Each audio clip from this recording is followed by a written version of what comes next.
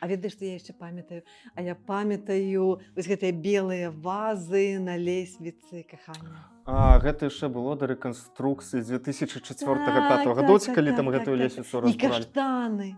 І я памятаю, я там аднойчы стаю такая вся такая молодая, такая вся стройная, в таком белом костюмчике таком, и идет дождь, и я стою под каштаном, каля этой вазы, и так вот этой кропельки, и это просто... А ў тыя часы людзі пасля ЗАГСа таксама ездзілі туды фатаграфавацца на гэтую лесвіцу, ці яна была Ну, слухай, вельмі напэўна, занядбаная? ездзілі, я не помню, ці ездзілі туды, але я памятаю, як па Савецкай плошчы вот эти кругі, машыны весельныя нарезалі, і часам прямо по цэнтру плошчы можна было пабачыць там некалькі бутэлек ад шампанскага, вось калі вот эти веселье былі. Сёння мы падарожнічаем па Гродно ад адной кропкі да другой. У нас будзе выпуск прысвечаны чыста змяненням горада ў нулявыя, і пра архітэктуру, і пра лесвіцы, і пра савецкі, але зараз мы так коротка, Так, да, сёння у нас паўзгадваем. такая, да, мы амнезію сваю дастаём Да, потым было прасцей гэта ўсё разграбаць.